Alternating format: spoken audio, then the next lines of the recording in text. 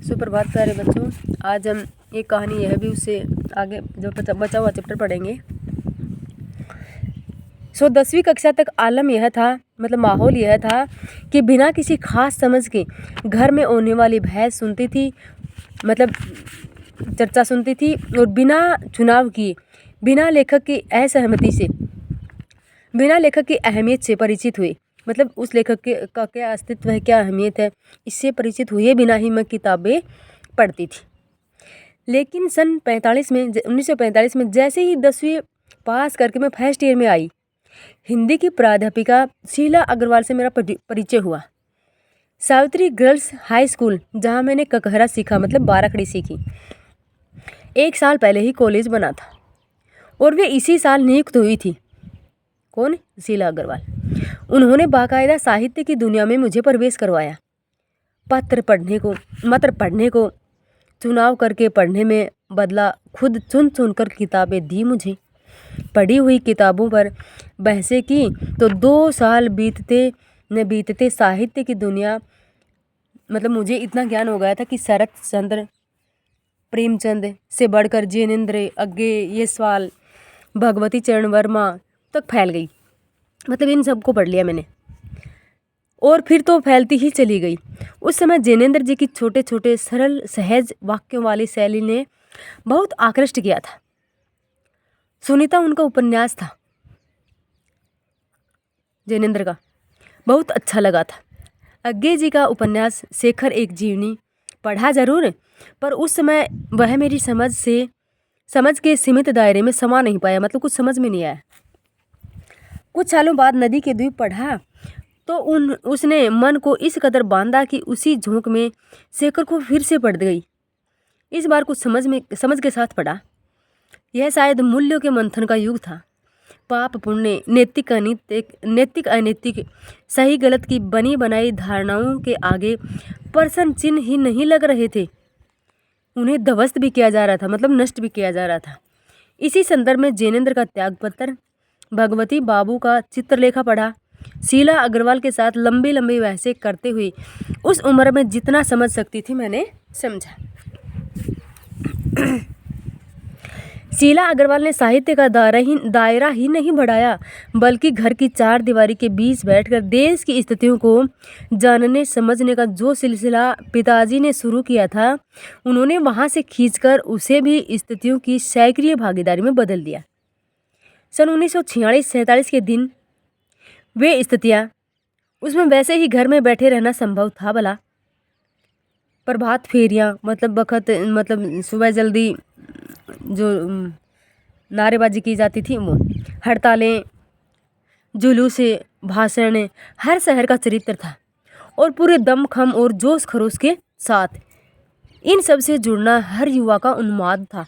उन्माद मतलब हर युवा जुड़ना चाहता था, उनके अंदर नशा था। मैं भी युवा थी। शीला अग्रवाल की जोशीली बातों ने रगों में बहते खून को लावे में बदल दिया। मतलब मेरे मन में भावना तो थी, उसको मजबूती का आकार अग्रवाल जी ने दिया। स्थिति यह हुई कि एक बवंडर शहर में बचा हुआ था तो एक घर में। पिताजी की आज़ादी की सीमा यहीं तक थी कि उनकी उपस्थिति में घर में आए लोगों के बीच उठूं बैठूं, जानू समझूं, हाथ उठाकर नारे लगाती, हड़तालें करवाती, लड़कों के साथ शहर की सड़कें नापती। लड़की को अपनी सारी आधुनिकता के बावजूद बर्दाश्त करना उनके लिए मुश्किल हो रहा था, तो किसी की दी हुई आज़ादी के दायरे में चलना मेरे लिए।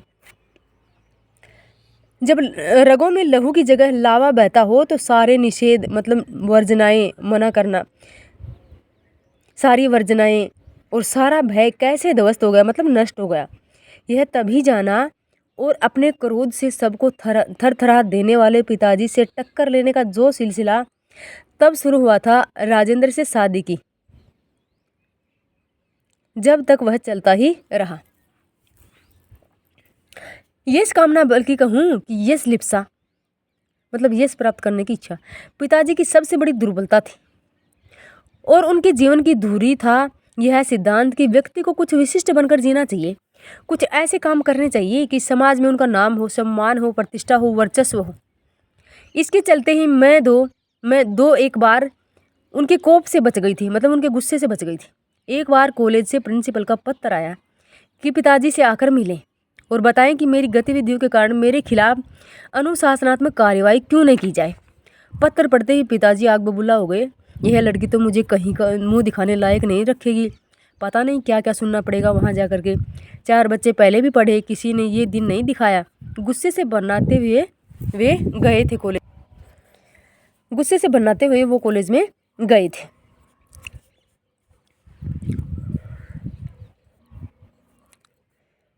लौटकर क्या कहर बरपेगा इसका अनुमान था।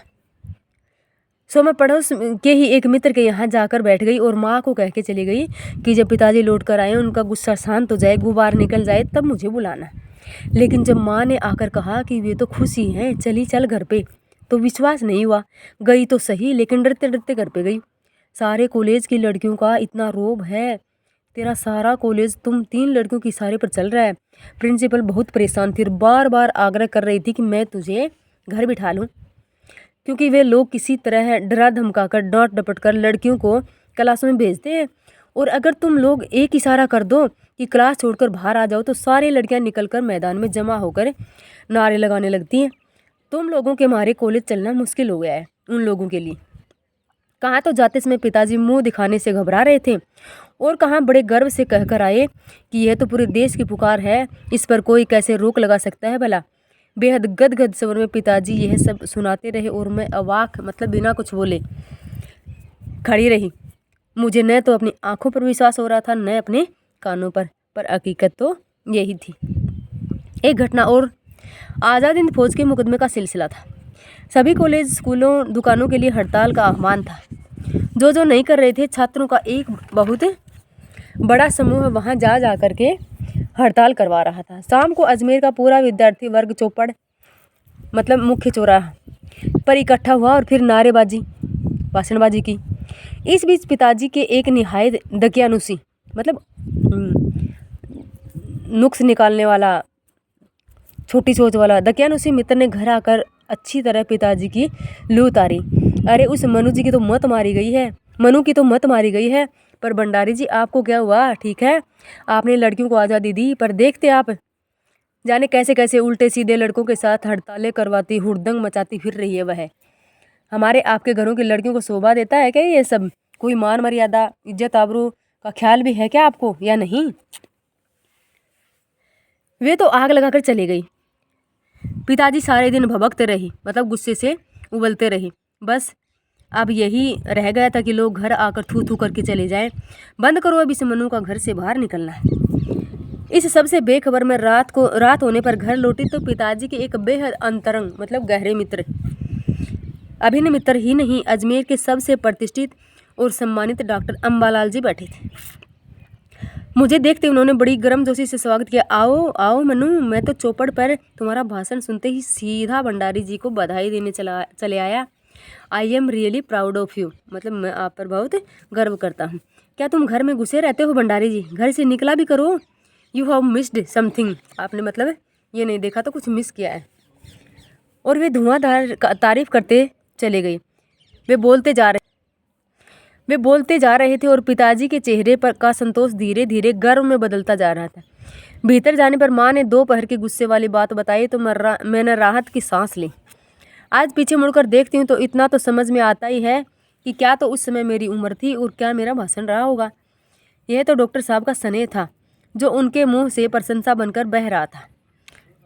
या यह भी हो सकता कि आज से 50 साल पहले अजमेर जैसे शहर में चारों ओर से उमड़ती भीड़ के बीच एक लड़की का बिना किसी संकोच और झिझक के यूँ धुआंधार बोलते चले जाना ही इसके मूल में रहा हो।